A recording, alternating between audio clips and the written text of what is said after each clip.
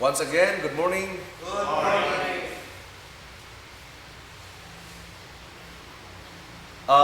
Since the beginning of time, since day one of God's creation, the time of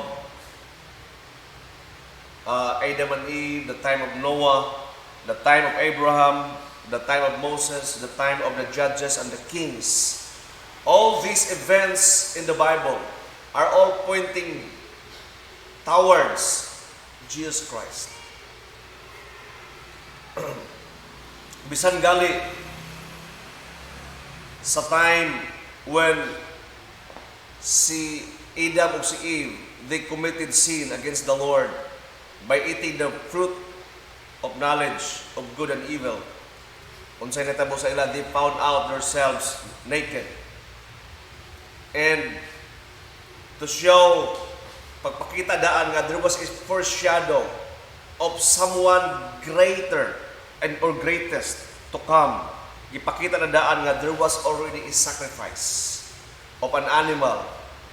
Tungod kay si Adam and si Eve, nagwa sila og fig tree to cover their nakedness. And they found themselves itching because it was not proper for them to wear such thing. Nangatol sila. Then God sacrificed an animal o iyang gihimuan sila og sapot. There was already a sacrifice even the beginning of time. If you look at the time of Noah, when the earth was cleansed with water, and if you look at the time of John the Baptist, he baptized and he cleansed the sinners with waters. And even Jesus, he baptized Jesus. Ano to ang tarang event, even the beginning of time pa lang, nag-point na sila kang Jesus Christ. And if you look at even the time of Abraham, when he sacrificed Isaac, Isaac was carrying the woods to the mountain, and he was asking, Father, where's the lamb, or where is the sacrifice? O bisan si Isaac, nag-arsa na daan siya og kahoy. That symbolizes that even Jesus in the Calvary, he was carrying the woods, the old rugged cross. Nagpuwent na daan ba? There was a foreshadow already that even the time of Moses, when they were in Egypt, there was already what? A Passover meal. Ilan nang ibutang daan ang dugo in the form of a cross sa ilang mga doorpost. And they deal with the meat and they eat the lamb because they cannot leave Egypt without eating the meat. And you know what? Jesus Christ, di ba? We eat and drink His blood. So, all events in the Bible, major events in the Bible, are all pointing to Yeshua, to Jesus Christ. O niingon diha nga, Jesus turning to His disciples in private and said, Blessed are the eyes that see what you see.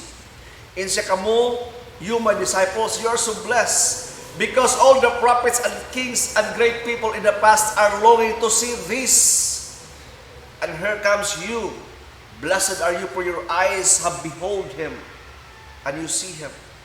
That even now in our time, kita in our time today, kita karon, asa man ta nag-point, where our eyes are fixed upon the cross, upon Jesus Christ. When we celebrated Eucharist, we joined to one eternal event of joining Him when He said, This is my body and this is my blood.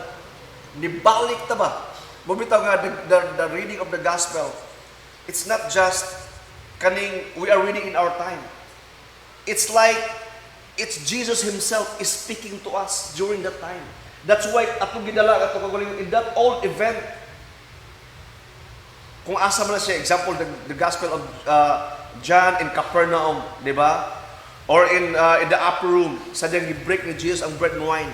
Dili lang kayo pabiling tanili sa Rizal Street, dili ka building. No, we join ourselves in the upper room. Atong gidala, atong kagaling in one that, kanang one eternal event, atong gidala, atong kagaling and we join with Him by eating His flesh and drinking His blood. Even in the 15th century, Asa man sila nag-point during their time? When the Philippines, di ba? When the Spaniard came to our shore. Unsa man to siya? There was also the time when Columbus in the North and South America ni-spread ang Christianity. Asa man sila nag-point? They all point back to the cross, to Jesus Christ. The 10th century.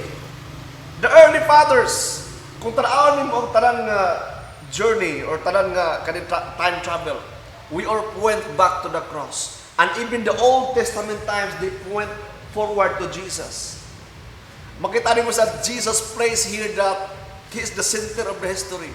He is the center of the universe. He is the center of the talking. Even in our marriage, husband and wife, di ba? Unsa may, there will be no successful marriage if there is no Jesus in the center of your marriage. In our church, we follow the cross. In even our sharing, bisa pag-asa magkurus-kurus ang imong pag-share sa gospel, but it must be Christ-centered. It must proclaim about the gospel, about Jesus Christ. That's why Jesus said, "Blessed are the eyes that see what we see." But even now, yun siya nga, blessed are the eyes that see what you see. Pero the question is, can we see Jesus in our time? In our time. Though we are looking back at the cross, but can we see Him? The answer is yes. Look at your brothers. They are the mirrors and they are the image of God. They are the image of Jesus Christ. Can we smell Him? Yes. Every time the prayer is being offered to God by using the incense, we can smell God. We can smell Jesus. Can we taste Him? Certainly yes. Every time we open our mouth and eat the body and His blood, we can taste Him. Muna ang dako nga privilege dato if we are a sacramental usa ta ka sacramental nga simbahan tungod kay we are not limited in our time. We are not limited with our flesh. We are not limited with our eyes, with our five senses. But because of the sacrament nga atong nadawat every day o atong ginabuhat sa church, we are able to link and to attach ourselves even to the very time of Jesus. So, that's the message this morning. Please stand and let's now proceed to the Nicene Creed.